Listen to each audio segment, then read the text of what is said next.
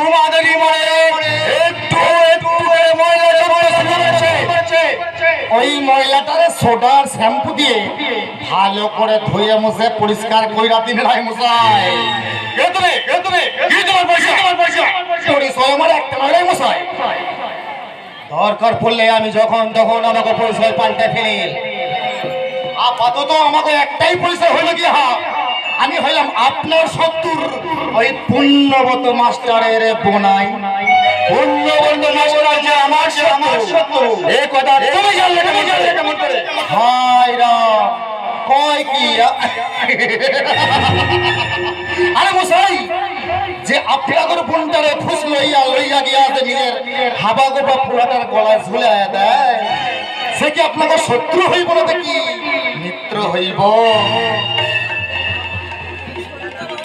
যা বলছেন সবকিছু ভেবে বলছেন তো কিছু ভাবার প্রশ্নই ভায়া এখানে কথা শুনছি তাই কইছি কি শুনছো রায় মশাই ওই আপনাকে ফোনটার সাথে হাঁদারামের বিয়েটা একটা সাজানো নাটক ছিল। কারণ আসল উদ্দেশ্য হইল কি ওই পুণ্যবত মাস্টার আপনাদের বন্টারে ভোগ করতে চায়।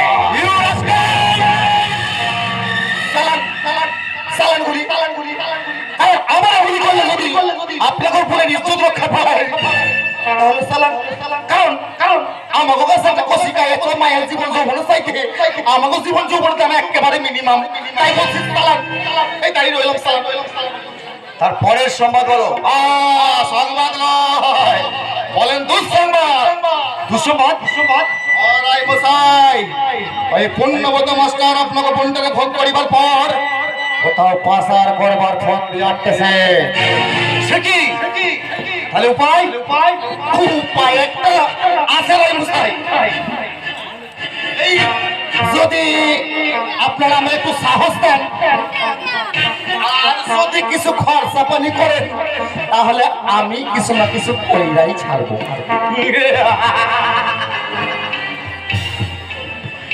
আরে তুমি কি করবে মশাই?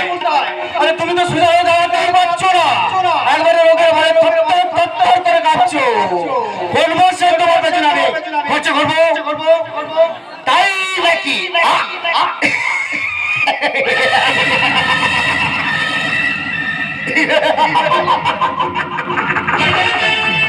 আরে মশাই ওই কেষ্ট ঠাকুরের অনেকগুলো রূপের মধ্যে একখানা গোপন রূপ ছিল ওই যেটারে কয় বিশ্বরূপ। তবেই সেই রূপটা ধারণ করত। ঠিক তেমনি আমাগো একটা বিশ্বরূপ অর্থাৎ গোপন রূপ আছে ভায়া, আর সেইটা হলো গিয়া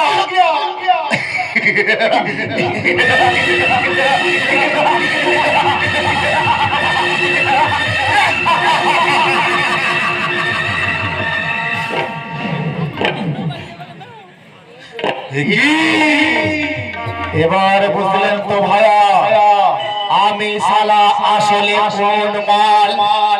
ভিজে পিয়াল ভাজা করলে কি বলবো? আসলে বুঝে গেলে